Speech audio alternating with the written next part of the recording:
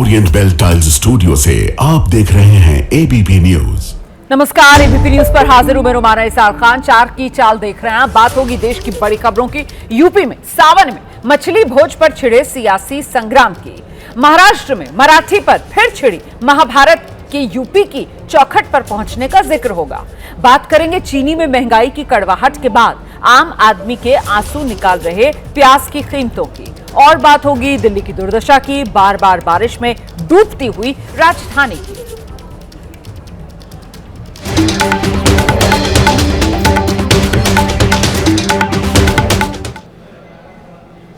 तो सावन में मछली पर सियासी संग्राम मचा है। कल अयोध्या में यूपी कांग्रेस के अध्यक्ष अजय राय का कार्यक्रम था। उसके लिए मछली भोज का आयोजन किया गया। आज उत्तर प्रदेश के सीएम योगी आदित्यनाथ रायबरेली पहुंचे और यहां उन्होंने मछली भोज के लिए कांग्रेस को जमकर कोसा।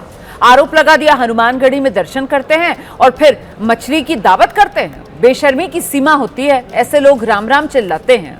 अजय राय ने योगी आदित्यनाथ के बयान पर जोरदार पलटवार किया और कहा कि उनके मछली खाने की एक तस्वीर दिखा दें सीएम योगी आदित्यनाथ तो वो इस्तीफा दे देंगे। दरअसल अजय राय जो हैं वो शाकाहारी हैं, वेजिटेरियन हैं और ऐसे में अजय राय कह रहे हैं कि गेरुआ कपड़े पहनकर मुख्यमंत्री योगी आदित्यनाथ ने झूठ बोला है। वो चुनौती दे रहे हैं योगी आदित्यनाथ को कि आप एक तस्वीर दिखा दीजिए जिसमें मैं मछली खा रहा हूं। और साथ ही साथ मछली निषाद समाज के खानपान का हिस्सा है, उसको लेकर भी पलटवार बीजेपी सरकार पर कांग्रेस तो कर ही रही है, लेकिन साथ ही साथ बीजेपी के जो अपने एनडीए के साथी सहयोगी हैं वो भी बयान कैमरे पर आकर यही दे रहे हैं। संजय निषाद कैमरे पर आए, मंत्री हैं योगी सरकार में, उनकी तरफ से कहा गया कि निषाद समाज मछली नहीं खाएगा तो और क्या खाएगा। उन्होंने कहा कि अभी तो मछली खाना बड़ा शुभ माना जाता है।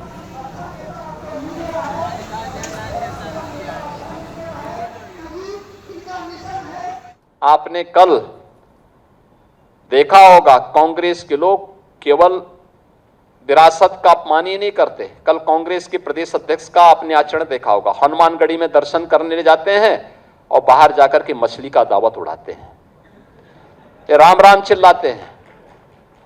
बेशर्मी की भी एक सीमा होती है। किसने कहा था फिर मंदिर जाने के लिए?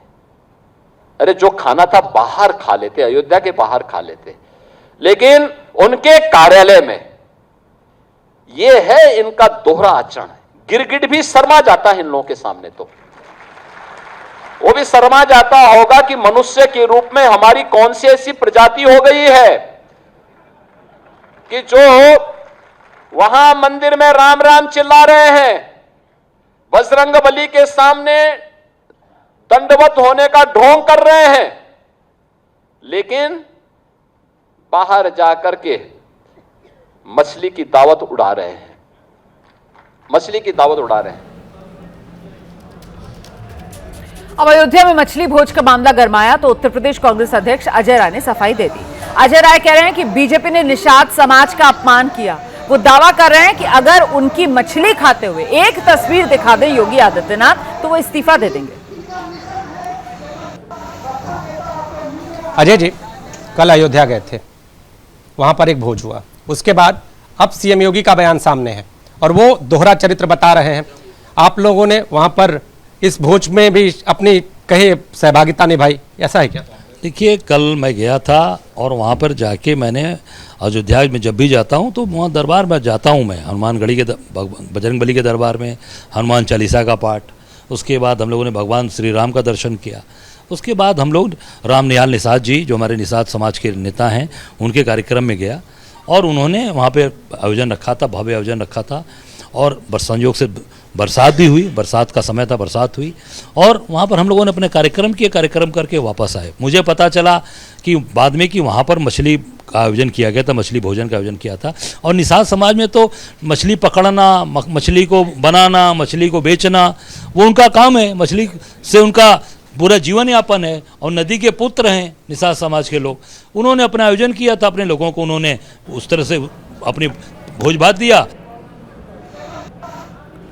तो यूपी की राजनीति मछली पर जाकर अटक गई। हुआ ये कि यूपी कांग्रेस अध्यक्ष अजय राय धार्मिक नगरी अयोध्या में मछली भोज में पहुंचे थे और कांग्रेस के कार्यक्रम में अजय राय के स्वागत के लिए मछली भोज में सैकड़ों लोग भी पहुंचे थे। सावन के महीने में मछली पकाए जाने को लेकर अयोध्या में ये राजनीति गर्मा गई। साधु संत आक्रोशित और बीजेपी ने इस मुद्दे को लपका, इसको सनातन के अपमान से जोड़ दिया।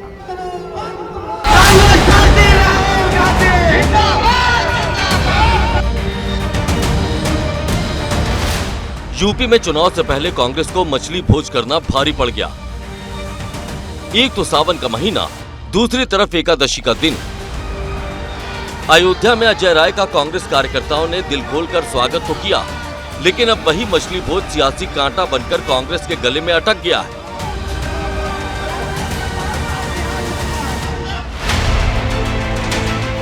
दरअसल यूपी कांग्रेस अध्यक्ष अजय राय अयोध्या पहुंचे थे। अजय राय ने अयोध्या पहुंचकर हनुमानगढ़ी में हनुमान चालीसा का पाठ किया। इसके बाद उनके स्वागत कार्यक्रम में शामिल लोगों के लिए मछली भोज का आयोजन हुआ। दावा है कि इसमें 2 कुंतल से अधिक मछली बनाई गई। सावन के महीने में मछली खाने और पकड़ने को लेकर कई जगहों पर परहेज की परंपरा है। यह कार्यक्रम भी हनुमानगढ़ी के पास एक लॉन में हुआ। तस्वीरें सामने आने के बाद अयोध्या का संत समाज बेहद आक्रोशित है। साधु संतों और बीजेपी ने कांग्रेस के खिलाफ मोर्चा खोल दिया है। आपको क्या जरूरत हो गई थी? अभी जब कांग्रेस पार्टी चीख चीख कर कह रही थी कि बंगाल में मछली खाए, बंगाल में मछली खाए, बंगाल में मछली खाए, तो सावन का महीना नहीं था। लेकिन अभी तो सावन के महीने में आप मछली खाने जा रहे हो और मछली खिलाने जा रहे हो। शर्म आती है। कांग्रेस पार्टी में जो भी लोग हैं और जो भी नेता है वो सनातन के कितने बड़े द्रोही हैं। इस पावन पवित्र अवसर पर जिस तरह से उनके स्वागत में मछली भोज का आयोजन किया जा रहा है, अपने आप में दुर्भाग्यपूर्ण है, निंदनीय है। वही मार्ग कांवड़ यात्रियों की मार्ग है। जिस तरह से इन्होंने सनातन संस्कृति के ऊपर, इस पावनता के ऊपर कुठाराघात करने का जो चेष्टा किया है, इसकी जितनी निंदा की जाए उतना कम है। मैंने पहले से लगातार कहते चला हूं कि ये लोग शुद्ध कालनेमी हैं। वहीं मछली भोज के आयोजक कांग्रेस नेता राम निहाल निषाद ने कहा कि मछली पकड़ना और खाना निषादों की परंपरा है और संविधान में खाने पीने पर कोई प्रतिबंध नहीं है। भारतवर्ष में 1926 जनवरी 1950 को जब से संविधान लागू हुआ है, कोई कुछ भी खा सकता है। यह निषाद समाज का मौलिक अधिकार। अगर आप बोलना चाहते हो मछली मारना, मछली खाना, इसमें बुराई क्या है भाई? रोक ले सब जिसको रोकना हो। और जिस दिन कह देंगे उस दिन पूरा उत्तर प्रदेश का निषाद समाज सफाया कर देगा, कोई नजर नहीं आएगा। विवाद बढ़ा तो बीजेपी ने भी कांग्रेस को घेरा। यूपी बीजेपी अध्यक्ष पंकज चौधरी ने वीडियो शेयर करते हुए सोशल मीडिया एक्स पर लिखा है, सनातन का अपमान ही अब कांग्रेस की पहचान बन चुका है। सावन में पावन नगरी अयोध्या धाम में मछली भोज का आयोजन करना निंदनीय। वोट बैंक और घटिया राजनीति के लिए बार बार सनातन धर्म का अपमान करना कांग्रेस की नीयत बन चुका है। कांग्रेस को संत समाज और देशवासियों से सार्वजनिक रूप से क्षमा मांगनी चाहिए। श्रावण मास के पवित्र श्रावण मास के में जो है अयोध्या में अगर आप जो है वो मछली का दस्तरखान बिछाएंगे, मछली की जो है वो दावत देंगे, तो इससे एक बात बहुत साफ है कि आप जो है वो सनातन के प्रति असहिष्णुता के साथ जो है वो सेकुलरिज्म के सूरमा बनने की प्रतिस्पर्धा में लगे हुए हैं।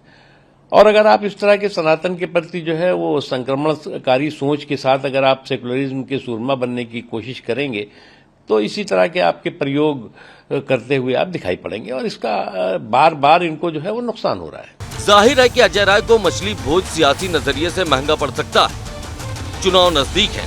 सनातन के अपमान को लेकर कांग्रेस पर पहले भी आरोप लगते रहे, लेकिन अब सावन के महीने में मछली भोज का आयोजन तो कांटे की तरह चुभता ही रहेगा। और इस बीच उत्तर प्रदेश के मुख्यमंत्री योगी आदित्यनाथ ने राहुल गांधी पर भी जोरदार हमला बोला। आज रायबरेली पहुंचे थे योगी आदित्यनाथ। वहां से सांसद और लोकसभा में नेता विपक्ष राहुल गांधी पर मनुस्मृति को लेकर दिए बयान की योगी आदित्यनाथ ने मन से जमकर निंदा की। उन्हें दो टूक शब्दों में नसीहत भी दी। पिछले दिनों इस रायबरेली के सांसद श्री राहुल गांधी जी के एक बयान को पढ़ रहा था। उनका बयान, ये महाराष्ट्र के अंदर उन्होंने एक बयान दिया और उन्होंने बयान दिया कि महिलाएं मनुस्मृति के बंधन को तोड़ करके अब बाहर आ जाएं। आप मनु पर या राम पर या भारत की विरासत पर टिप्पणी करते हैं, मनु को जानना है तो आप अथर्ववेद पढ़िए, सतपथ ब्राह्मण पढ़िए, मत्स्य पुराण पढ़िए,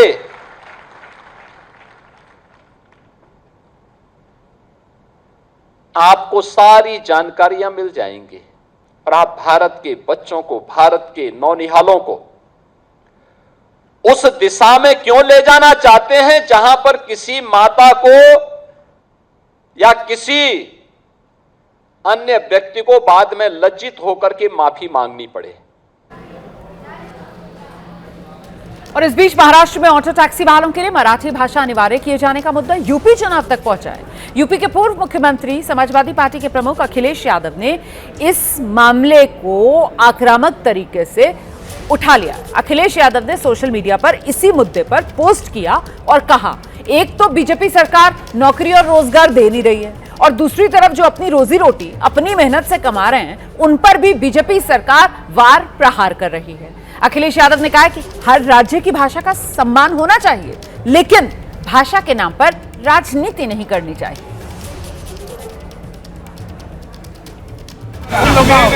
मुंबई शहर की रफ्तार पर गैर मराठी ऑटो और टैक्सी चालकों ने ब्रेक लगा दिया है और इस विवाद की असल वजह महाराष्ट्र सरकार का वो फरमान है जिसमें कहा गया है कि मुंबई में ऑटो और टैक्सी चालकों को मराठी भाषा हर हाल में आनी चाहिए, नहीं तो उनका चालान होगा। जिसके बाद गैर मराठी ऑटो टैक्सी ड्राइवर अघोषित हड़ताल पर चले गए हैं।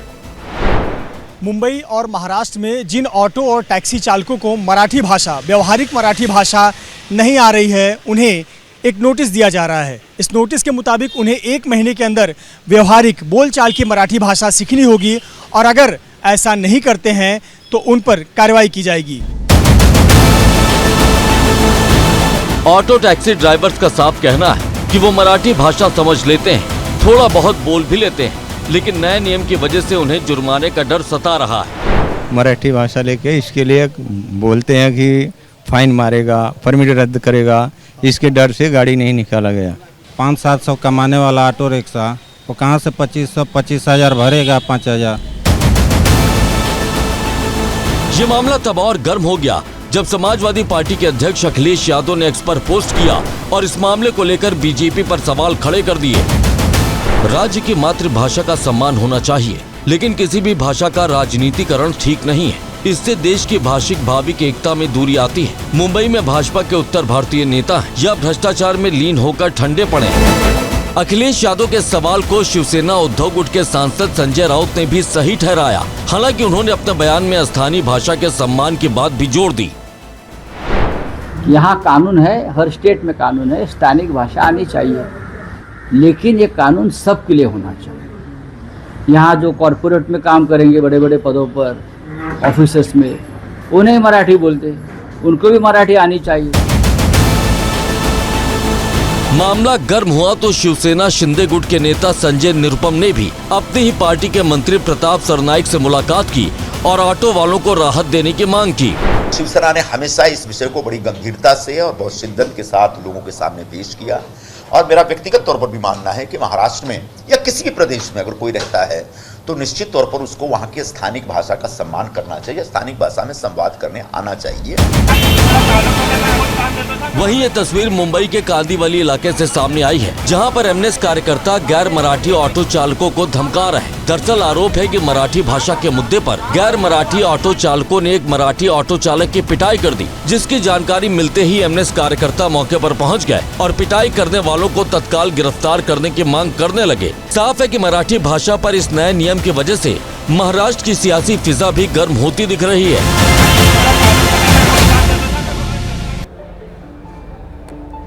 और अब बात दिल्ली क्यों डूबी।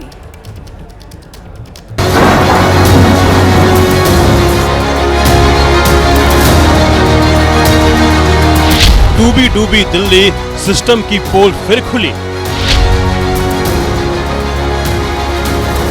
चंद घंटों की बौछार, दिल्ली में मचा हाहाकार। कहीं डूबी कार, कहीं जाम, ऐसा है निजाम। दावों की बौछार। अब बताओ कौन गुनहगार? बड़े बड़े दावे फिर बहे, दिल्ली कब तक सहे? देश की राजधानी है दिल्ली। आज जोरदार बारिश से तरबतर नजर आई। कई इलाके पानी पानी हो गए, सड़कों मोहल्लों में पानी भर गया। दिल्ली के दिल कनॉट प्लेस से लेकर सदर बाजार तक का इलाका पानी में डूबा दिखाई दिया। कई जगहों पर जाम लगा हुआ है, गाड़ियां पानी में डूब रही हैं, भारी ट्रैफिक जाम है। बारिश की वजह से कई इलाकों में हाहाकार मचा हुआ है। हर साल दिल्ली बारिश के सैलाब में यूं ही डूबती दिखती है। सरकारें आती हैं, जाती हैं, सरकारें बदलती भी हैं, लेकिन दिल्ली की तस्वीर नहीं बदलती। विकास के दावों के बीच सिस्टम हर बार लाचार ही दिखता है। बड़े बड़े दावों की पोल खुल रही है। बारिश का पानी सिर्फ सड़कों पर नहीं दिख रहा है। तस्वीरें सामने आ गई हैं जिनमें स्कूली बच्चे घुटनों घुटनों तक भरे पानी में अपनी स्कूल वैन को धक्का लगाते हुए दिख रहे हैं। सिस्टम ऐसा ही है, धक्के से चल रहा है। आम जनता हर साल त्राहिमाम करती है, राजनीतिक दल दावे बड़े बड़े करते हैं, लेकिन दिल्ली तो बेहाल है। बारिश ने जिस तरीके से आज दिल्ली को धो डाला, सियासत भी पानी पानी है। आम आदमी पार्टी ने वीडियो जारी कर दिल्ली के सदर बाजार का हाल दिखाया, लेकिन सरकार और प्रशासनिक अमला कहीं नजर नहीं आ रहा। वो मस्त हैं, दिल्ली की जनता त्रस्त है।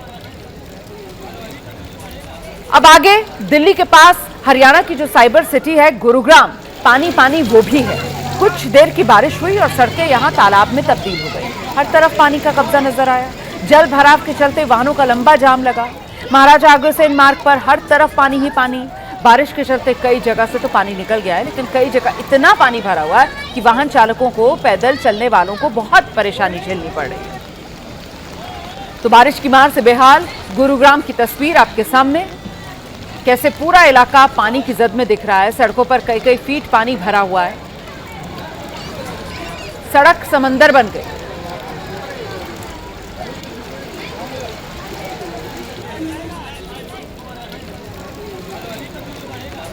बारिश के चलते शहर जलमग्न हो गया है। आप देख सकते हैं इस वक्त हम खड़े हैं गुरुग्राम के शीतला माता मंदिर के पास। देखिए कैसे कमर तक पानी आ रहा है और कमर तक पानी में लोग कैसे चल के जा रहे हैं। कई वाहन यहाँ पर बंद हो चुके हैं। हालांकि यहाँ पर पानी हर बार यही हाल होता है पानी का। आप देख सकते हैं कैसे कि कमर तक पानी जा रहा है। कैसे आप लोग कहाँ से आ रहे हैं? डीपीजी कॉलेज से आ रहे हैं। हाँ जी। कितना पानी है यहाँ पर? सर यहाँ पे ज्यादा है, वहाँ तो नहीं है बिल्कुल भी। वो उधर नहीं है, यहाँ पर ज्यादा है। आप भी वहीं से आ रहे हैं? हाँ, वहीं से हैं तीनों सारे। तीनों सेम जगह से आ रहे हैं। कमर तक पानी के अंदर चलने को मजबूर हैं लोग। ये प्रशासन का हाल है। आप देख लिए करोड़ों रुपए किस प्रकार पानी में हर साल स्वाहा हो जाते हैं। कई गाड़ियां यहाँ पर बंद हो चुकी है। ये स्कूल की गाड़ी है, ये स्कूल की गाड़ी भी यहाँ पर बंद हो चुकी है पानी के अंदर। और यही नहीं, इसके अलावा कई दुपहिया वाहन और कई गाड़ियाँ बंद हो चुकी है। जितनी हम आगे जाएंगे, ये अभी हम कमर तक पानी के अंदर खड़े हैं, और जितनी हम आगे जाएंगे उतना ही पानी का फ्लो बढ़ता जा रहा है। आगे यही हाल, इससे भी आगे है। आप देख सकते हैं दुपहिया वाहन चालक जो बंद हैं, और हमारे साथ यहाँ बच्चे भी हैं जो पानी में फंसे हुए हैं। हम इनसे बात करने की कोशिश करते हैं कि क्या है। कितनी देर से बच्चों आप कितनी देर से फंसे हुए हो? 30 मिनट से। आधे घंटे से बस बंद हो गई है। यस। किस स्कूल के बच्चे हो? DAV public school sector. DAV school के बच्चे हैं ये, और जो आधे घंटे से यहाँ फंसे हुए हैं पानी के अंदर। कब से फंसे हुए बच्चों? भैया आधा घंटा हो गया। आधा घंटा तो आधा घंटे से। आधा घंटा तो हो गया।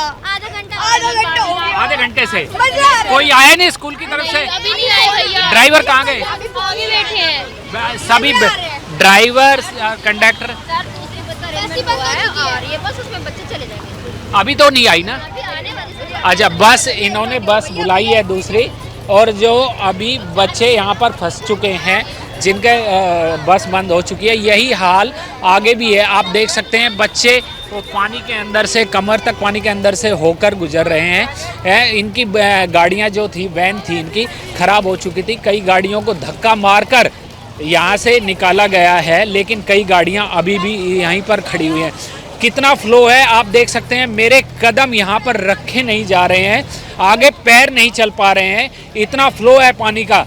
ये मुझे लगता है पूरे शहर का पानी यहीं पर आकर रुक गया है। यही हाल हर साल और हर बारिश में होता है। आप देख सकते हैं, देखो स्कूल के बच्चे, छोटे छोटे बच्चे, ये देखो कमर से भी ऊपर पानी जिनका आ रहा है। कोई यहाँ पर बचाव दल, कोई यहाँ पर प्रशासन की तरफ से कोई नहीं आया है और ये हाल है बच्चों का, कोई देखने नहीं आ रहा। बच्चों कब से आ रहे हो, कहाँ से आ रहे हो आप? Air force school. एयरफोर्स स्कूल से। गाड़ी कहाँ गई आपकी? हमारी गाड़ी बंद पड़ेगी पानी में। गाड़ी तो गाड़ी बंद हो गई। गाड़ी बंद हो गई, कोई लेने भी नहीं आया फिर गाड़ी वाला? गाड़ी कोई दूसरी गाड़ी ना, बंद हो रखी है ना, बंद हो रखी है तो कैसे? बहुत दिक्कत हो रही है। बहुत दिक्कत हो रही है। हाँ। बच्चे पानी में फंस गए जिनको दिक्कत हो रही है। गाड़ी यहाँ पर बंद हो चुकी है बच्चों की, बच्चे पैदल ही पानी से जा रहे हैं। अब ये हाल कब तक रहेगा गुरुग्राम का, ये तो आने वाला समय ही बताएगा। Rajesh Yadav, ABP news, Gurugram. अब देखिए दिल्ली कहां कहां आज दोपहर को पानी में डूबती हुई दिखी है, ये मैं आपको बता देती हूं। ये आ गया दिल्ली का नक्शा और इसमें अजमेरी गेट का इलाका, आईटीओ का इलाका, आप देखिए वो तमाम इलाके हैं दिल्ली के। शिवाजी स्टेडियम, यहाँ पर सड़कों पर लबालब पानी भरा हुआ नजर आया। वहीं संगम विहार का इलाका, दक्षिणी दिल्ली की अगर बात की जाए, इसके अलावा आप देखिए किस तरीके से, चाहे सूर्य विहार का इलाका हो या फिर लोधी रोड वाला इलाका हो, कैनॉट प्लेस का इलाका, मतलब सेंट्रल दिल्ली, मंडी हाउस का इलाका हो, तमाम इलाकों में पानी भरा हुआ दिखा है। तो ये हाल दिल्ली का, कमोबेश पूरी दिल्ली और वो यूं ही डूबी हुई नजर आई है। दिल्ली का जो शिवाजी स्टेडियम है वहां आज पानी भर गया। कैनॉट प्लेस की सड़कें दोपहर को 1-2 बजे लबालब भरी हुई थी। धीरे धीरे पानी उतर रहा है लेकिन अब भी कई इलाकों में पानी भरा है, जाम के हालात हैं। कोई केजरीवाल को तो कोई बीजेपी को जिम्मेदार मान रहा है। एबीपी न्यूज संवाददाता सुशील पांडे की एक रिपोर्ट देखिए आप। दिल्ली एनसीआर में हो रही झमाझम बारिश से आम जनता बेहाल है। दिल्ली के कनॉट प्लेस की बात करें, शिवाजी स्टेडियम की बात करें तो पानी बरसने के बाद जलभराव की स्थिति से आम जनता बेहाल है। इस समय शिवाजी स्टेडियम के बाहर हूं और आप देखिए कि किस तरह से ये वो सड़क है जो सीधे बंगला साहिब गुरुद्वारा की तरफ जाती है, लेकिन आप देखिए कि पानी यानी कि जो जलभराव है वो कितना ज़्यादा यहाँ पर भरा हुआ है। तस्वीर आप देखकर खुद सोच सकते हैं कि अगर बारिश और ज़्यादा होती है तो स्थिति कितनी ज़्यादा बदतर होगी। लेकिन आम जनता कहीं ना कहीं इस बारिश से परेशान है। हालांकि मौसम विभाग की तरफ से ये जानकारी दी गई है कि आने वाले और जो घंटे हैं वहाँ पर इसी तरीके की जो बारिश होगी, तो अगर बारिश होती है तो स्थिति कहीं ना कहीं और ज़्यादा बिगड़ेगी। लेकिन आप देख सकते हैं कि चारों तरफ इसी तरीके का जलभराव वाली जो स्थिति है, सड़कों पर जलभराव की जो। और आज दोपहर 2 बजे के आसपास संगम विहार की सड़कें पानी से लबालब थी। रोड पर मानो झरना बह रहा हो। एबीपी न्यूज संवाददाता अजातिका सिंह की ये रिपोर्ट। जरा तस्वीरें दिखाइए चाकू जी, और तस्वीरें देखकर आपको समझ आएगा कितनी भारी समस्या यहाँ पर खास तौर पे स्कूली बच्चों को झेलनी पड़ रही है। यूनिफॉर्म में बच्चे दिखाई देंगे। स्कूल ओवर होने का वक्त हुआ है और अब इस भीषण बारिश से लड़ते हुए, संघर्ष करते हुए जो स्टूडेंट्स हैं वो भी नजर आ रहे हैं। साथ ही भारी भरकम जैम इस इलाके में लग गया है। संगम विहार के तमाम इलाकों की तस्वीरें हम आपको इसी तरह दिखा रहे हैं। लेकिन यहाँ पर जो आप तस्वीर देख रहे हैं ये एक तिराहा है, एक टी पॉइंट है, और टी पॉइंट पर जो कंजेशन है वो पानी भरने की वजह से कितना ज्यादा हुआ है वो आपको इधर तस्वीरों में नजर आएगा। और देखिए कितना तेज सैलाब में जैसे पानी उठता है, लहरें उठती हैं, वैसा कुछ पानी यहाँ पर नजर आएगा। दिल्ली में बारिश के बाद जलभराव पर सियासत भी शुरू हो गई। आम आदमी पार्टी आरोप लगा रही है कि जहां पहले पानी कभी नहीं भरता था, अब तो बीजेपी के राज में वहां सैलाब आ गया है, जिस पर बीजेपी सफाई दे रही है कि आम आदमी पार्टी सरकार में हालात ज्यादा खराब थे, अब तो बेहतर हो रहे हैं। भाजपा शायद एंटिसिपेट नहीं कर पाई कि मॉनसून कब आता है दिल्ली में, और तो कोई कारण नहीं होगा कि आज सदर बाजार भी पूरा डूब चुका है। इतने सारे शॉप्स हैं वहां पर, प्रीमियम एरिया माना जाता है, और लोगों की शॉप्स के अंदर पानी घुस चुका है, गुड्स खराब हो चुके हैं। Connaught place, other prime location of Delhi, वो भी पूरी तरह डूब चुकी है। मैं कभी भी ये दावा नहीं करूंगा कि हमारी सरकार ने वाटर लॉगिंग की समस्या को 100% हल कर दिया है, मगर हां 100% एक दावा करूंगा कि हम समाधान की ओर बढ़ चुके हैं। दिल्ली में वाटर लॉगिंग 2024 तक की वाटर लॉगिंग के मुकाबले 70 से 75% कम हो चुकी है। पहले चीनी और अब प्याज। पिछले चंद दिनों में महंगाई का ऐसा अटैक हुआ जिससे आम आदमी की जलती जेब में एक नई चिंगारी भड़का दी है। एक और तो चीनी है जिसकी कीमतें लगातार आसमान छू रही हैं। बढ़ते दाम ने चीनी की मिठास में महंगाई की कड़वाहट भर दी है और दूसरी तरफ अब प्याज भी चीनी का संगी साथी बन गया। तेजी से प्याज की कीमतें बढ़ रही हैं। प्याज के बढ़ते दाम ने आम आदमी को रुलाना शुरू कर दिया। प्याज के आंसू पोंछने के लिए, आम आदमी को राहत देने के लिए सरकार अब बफर स्टॉक बाजार में उतार रही है। फैसला लिया है सरकार ने। कांदा एक्सप्रेस भी सरकार की तरफ से चलाई जा रही है। दिल्ली की आजादपुर मंडी से हमने आपको होलसेल के दाम बताए कि प्याज के कितने पहुंच गए हैं, लेकिन अब आपके जेब पर प्याज का दाम कितना भारी पड़ेगा ये जानने के लिए रिटेल के दाम जानना भी बहुत जरूरी है। लिहाजा मैं इस वक्त तिमारपुर पहुंच गई हूं और रिटेल की एक दुकान जो हमें नजर आ रही है, जरा उनसे बात कर लेते हैं और जान लेते हैं कि कितना प्रति किलो प्याज बिक रहा है जब वो आम लोगों के लिए सबसे आसानी से यानी कि रिटेल में पहुंचता है। बाबा क्या नाम हुआ आपका? सतीश कुमार। सतीश जी, कितने का प्याज बेच रहे हैं? 50 रुपए के किलो बेच रहे हैं। अच्छा, कौन कौन सा ये वाला प्याज है? ये क्वालिटी एक ही है? क्वालिटी है, बस छोटा मोटे का अंतर है बस। अच्छा, क्या कारण है इतना महंगा चल रहा है प्याज, पता है आपको? क्या इस सीजन में होता ही महंगा है। देखिए, हमने आपको मंडी से तस्वीरें दिखाई थी, आजादपुर मंडी से प्याज की कितनी परेशानी देश की राजधानी में हो रही है वो भी समझाने की कोशिश की थी और वो रिटेल में आते आते 50 रुपए प्रति किलो बिक रहा है प्याज, वो आपको तस्वीरों में नजर आएगा। दीदी, प्याज और सब्जियां बड़ी महंगी हैं, उसका क्या असर कुछ देखने को मिल रहा है? क्या कुछ प्याज में कुछ कमी करेंगे खाना पकाते हुए? कमी कैसे हो सकती है? कमी तो पूरी नहीं होएगी, जैसे बनाते हैं वैसे ही बनाएंगे, किसी चीज में गुंजाइश कैसे हो सकती है? तो एक हफ्ते में 10 रुपए बढ़ गया। हर चीज, चीनी पे भी रेट बढ़े हैं, चीनी 70 रुपए किलो हो गई, पनीर पे भी पैसे बढ़ गए, गरीब इंसान क्या करेगा? आप एक ही सब्जी लेकर जा रहे हो, बस गोभी लेकर जा रहे हो, बाकी कुछ नहीं लिया? 100 रुपए गोभी है, 100 रुपए गोभी। ये 100 रुपए की पड़ी? हाँ, 100 रुपए गोभी देते किलो के हिसाब से।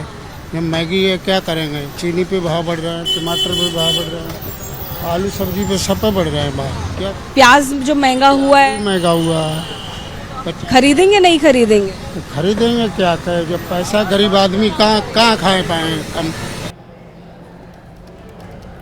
ये जो प्याज की बढ़ी हुई कीमतें हैं, इनकी मार घर बार से लेकर कारोबार तक पड़ रही है। खाने पीने की चीजों पर असर डाल रही है। जैसे लिट्टी चोखा को ले लीजिए आप, इसका स्वाद बिना प्याज के तो फीका रह जाता है। पटना से आर्यन आनंद की एक रिपोर्ट। पटना में हो या बिहार में लिट्टी चोखा काफ़ी ज़्यादा प्रसिद्ध है और एक लिट्टी की दुकान पर हम मौजूद हैं। कई लोग यहाँ लिट्टी खा रहे हैं। टब में आपको प्याज नज़र आएगा, दूसरी तरफ प्याज जो है वो कटा हुआ है, जो लोगों को खाने के लिए लिट्टी चोखे के साथ दिया जाता है। और क्या असर है लिट्टी चोखा में जब प्याज देते हैं कस्टमर को दुकानदार, तो कितना ज़्यादा संख्या रहती है? क्या नाम हुआ आपका? सत्यानंद कुमार। सत्यानंद जी, प्याज का दाम बढ़ा है, असर दुकान पर पड़ रहा है? असर क्या पड़ेगा, असर सब वही एक ही कसर है। प्याज दे रहे हैं अपने कस्टमर को? प्याज कितना महंगा हुआ चलता है? चलता है। पहले जितना ज़्यादा देते थे उतना दे रहे हैं? दे रहे हैं, हाँ, जितना पहले देते थे जितना आप देते हैं। देखते हैं। देखिए, कुछ कस्टमर है जो लिट्टी चोखा खा रहे हैं, दुकानदार दिल खोल के प्याज दे रहे हैं? हाँ, पूरा दिल खोल के। प्याज महंगा हो गया है? प्याज महंगा तो क्या, आप खा लिए लिट्टी? हाँ, खा लिए। प्याज दे रहे हैं दिल? प्याज दिए हैं, दिल खोल कर दिए हैं, अच्छा से बढ़िया एकदम। और रहा बात कि प्याज महंगा हुआ है तो जब खाने का मन करेगा तो आदमी खइबे करेगा एकदम। खा लिए आप? हाँ भैया, खा लिए। मिल गया प्याज? हाँ, प्याज तो कोई दिक्कत नहीं है, दे रहे हैं। देखिए, कुछ और लोग हैं खा रहे हैं, लिट्टी का स्वाद कैसा है? बढ़िया है। बढ़िया है। प्याज दिए हैं दिल खोल के? दिए तो हैं, पहले जैसे देते हैं। पहले जैसे देते हैं। महंगा हो गया है प्याज? महंगा तो हुआ है। महंगा हुआ है। क्या कहिएगा, महंगा हुआ है प्याज? महंगा है बहुत। ये प्याज जो है लिट्टी में है, इसका लुफ्त उठा रहे हैं दुकानदार। दिक्कत नहीं ना कर रहे प्याज को? प्याज खुल के दिल दे रहा है, मांगने पे दोबारा मिल रहा है। जितना ले सकते उतना दे सकते हैं। देखिए, जितना ले सकते हैं उतना ले लीजिए। ये वो दुकान है जहाँ पे लिट्टी चोखा लोग खा रहे हैं। उधर भारत में चीनी की कोई कमी नहीं है। ये इंडियन शुगर मिल्स एसोसिएशन की तरफ से कहा गया है। संगठन के अध्यक्ष नीरज शिरगांवकर कह रहे हैं कि कीमत बढ़ने की उम्मीद में भंडारण करने और मौसम संबंधी कारणों से कम उत्पादन होने से चीनी के दाम बढ़ गए। जल्दी चीनी के दाम कम होंगे।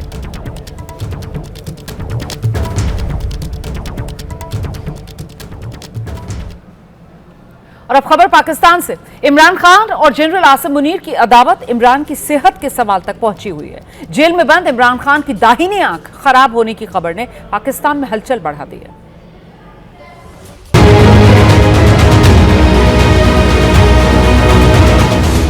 जेल में इमरान की आंख खराब।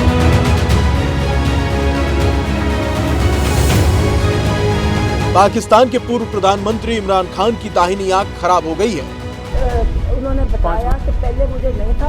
सलाखों में कैद इमरान खान की दाहिनी आंख में सिर्फ 15% रोशनी बाकी रह गई है। इमरान के परिवार और उनके वकीलों के दावे के मुताबिक खान की दाहिनी आंख में CRVO यानी सेंट्रल रेटिनल वेन ऑक्लूजन बीमारी हो गई है, जिसे आम भाषा में आंखों का स्ट्रोक कहा जाता है। इसमें रेटिना यानी आंख के पर्दे से खून को बाहर ले जाने वाली मुख्य नस में खून का थक्का जमने से रुकावट आ जाती है।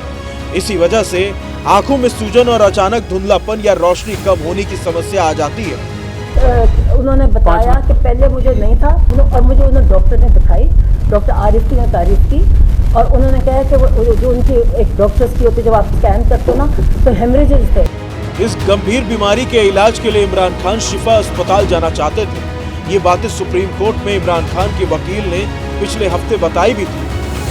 इमरान के वकील ने कोर्ट में बताया था कि इमरान की दाहिनी आंख में सिर्फ 15% रोशनी बाकी रह गई है, यानी 85% रोशनी खत्म हो गई है। वहीं इमरान खान के परिवार ने बताया कि जेल में लंबे वक्त तक अकेले रहने और आंखों में इन्फेक्शन की वजह से उनकी हालत बिगड़ती जा रही है। कहते मेरे पे जुल्म किया, कहते ये मेरे से मुझे टॉर्चर करते हैं, मुझे किसी से ह्यूमन कांटेक्ट। लेकिन शहबाज सरकार ने सुरक्षा का हवाला देते हुए सुप्रीम कोर्ट के आदेश के बावजूद सरकारी अस्पताल PIMS में इमरान खान की जांच कराई और वापस जेल भेज दिया। ऐसा नहीं है कि सिर्फ इमरान का परिवार और उनके वकील ही खान की आंखों के बेहतर इलाज के लिए कोशिश कर रहे हैं। आंखों के इलाज के लिए पहले भी इमरान खान को PIMS यानी Pakistan institute of medical science ले जाया गया था, जिसकी पहली रिपोर्ट जनवरी के अंत में आई थी। इस दौरान रावलपिंडी की अडियाला जेल के अधिकारियों ने भी इमरान खान की हेल्थ रिपोर्ट जारी की थी। पाकिस्तान के पूर्व PM इमरान खान भ्रष्टाचार के मामले में अगस्त 2023 से रावलपिंडी की अडियाला जेल में बंद है। डॉक्टरों के मुताबिक ऐसा दावा करना बेहद मुश्किल है कि इमरान खान की दाहिनी आंख की रोशनी पूरी तरह ठीक हो जाए, क्योंकि इमरान खान की BP भी हाई रहता है। तो इमरान खान की सेहत को लेकर पाकिस्तान सरकार पर दबाव तो बहुत बढ़ रहा है। दुनिया के 21 पूर्व क्रिकेट कप्तानों ने भी अपने पूर्व साथी कप्तान इमरान खान के समर्थन में बाकायदा चिट्ठी लिखी है। भारत से सुनील गावस्कर, कपिल देव समेत कई दिग्गजों ने शहबाज सरकार को चिट्ठी लिखी है।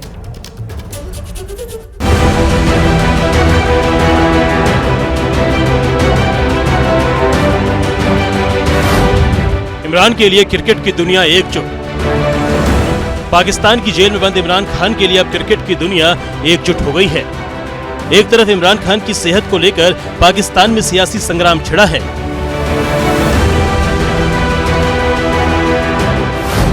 तो दूसरी तरफ दुनिया के 21 पूर्व क्रिकेट कप्तानों ने सीधे पाकिस्तान के प्रधानमंत्री शहबाज शरीफ को चिट्ठी लिखकर सवाल खड़े कर दिए हैं।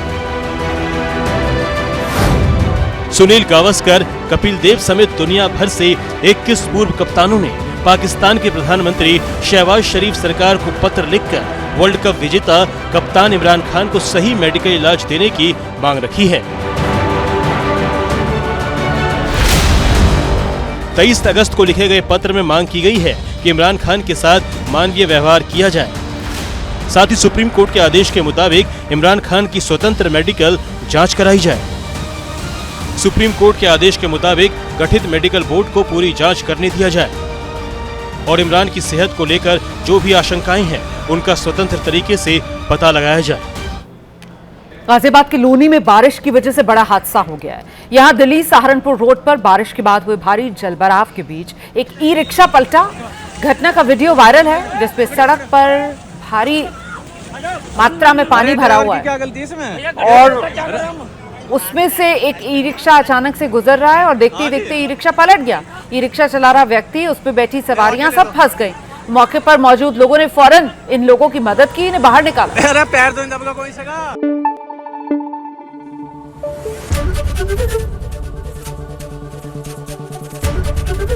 एबीपी न्यूज आपको रखे आगे।